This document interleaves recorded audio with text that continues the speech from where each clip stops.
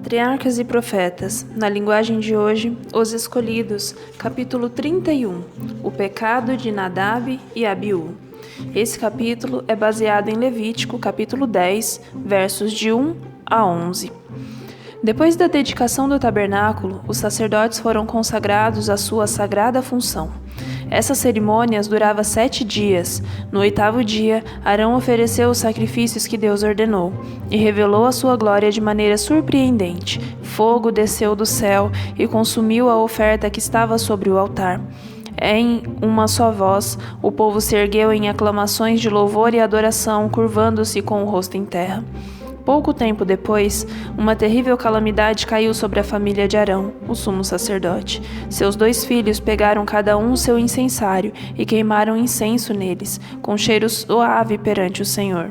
Eles transgrediram a ordem de Deus ao utilizarem fogo profano. Pegaram o fogo comum e não o fogo sagrado provido pelo próprio Deus. Por causa desse pecado, desceu o fogo do Senhor e os devorou diante de todo o povo. Abaixo de Moisés e Arão, Nadab e Abiú eram os que ocupavam posição mais elevada em Israel. Assim como os 70 anciãos, eles haviam sido honrados de modo especial pelo Senhor por terem recebido permissão para contemplar a sua glória no monte. Tudo isso tornou o pecado deles mais grave.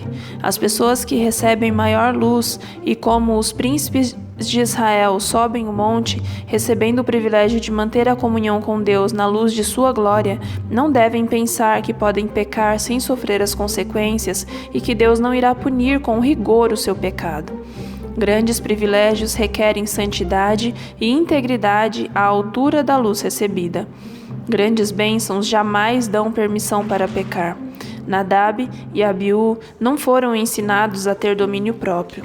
A falta de firmeza de seu pai o levou a ser desleixado com a disciplina dos filhos. Permitiu que seus filhos seguissem a própria vontade. Eles se acostumaram tanto a fazer o que bem entendiam que nem mesmo o desempenho da função mais sagrada teve o poder de interromper seus hábitos errados. Eles não compreenderam a necessidade da estrita obediência às ordens de Deus. A equivocada tolerância de Arão para com seus filhos os levou a se tornarem alvos dos juízos divinos.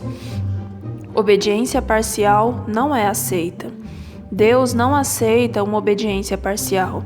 Não era o bastante que nessa hora solene quase tudo estivesse de acordo com as suas instruções. Ninguém se engane em pensar que qualquer uma das ordens de Deus não seja tão essencial ou que ele aceitará outra coisa no lugar daquilo que determinou. Deus não pôs em sua palavra ordem alguma que possamos obedecer ou desobedecer de acordo com a nossa vontade e não sofrer as consequências.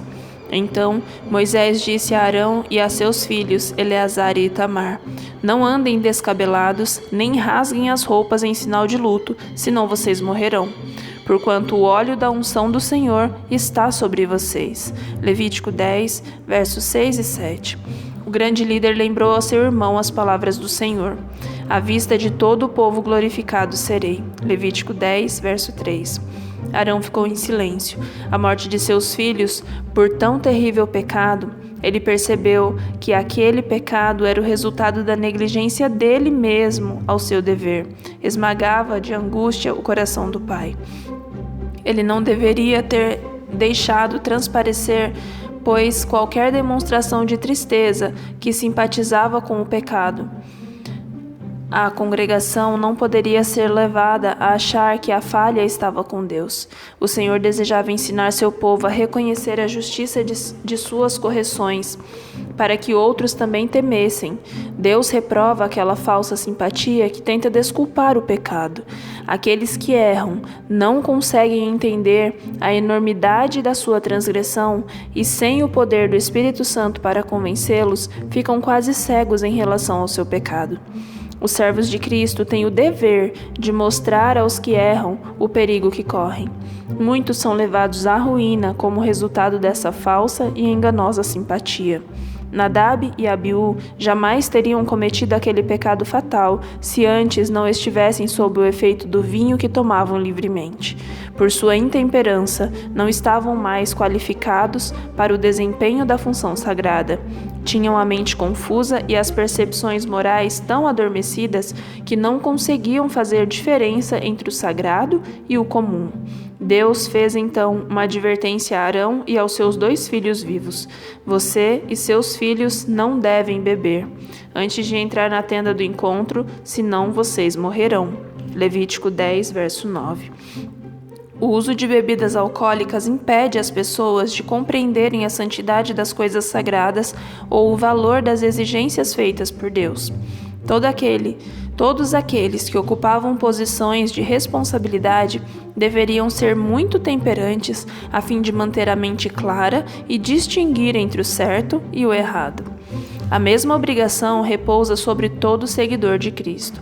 Vocês, porém, são geração eleita, sacerdócio real, nação santa, povo exclusivo de Deus. 1 Pedro 2, verso 9. Quando se faz uso das bebidas alcoólicas, os resultados são os mesmos do caso daqueles sacerdotes de Israel. A mente perde a sensibilidade para o pecado e o coração fica insensível até que a distinção entre o sagrado e o comum perca a sua importância e não faça mais diferença. Assim, quer vocês comam, bebam ou façam qualquer outra coisa, façam tudo para a glória de Deus. 1 Coríntios 10, 31. Uma séria e terrível advertência é dirigida à Igreja de Cristo em todos os tempos.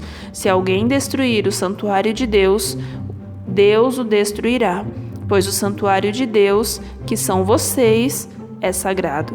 1 Coríntios, capítulo 3, verso 17.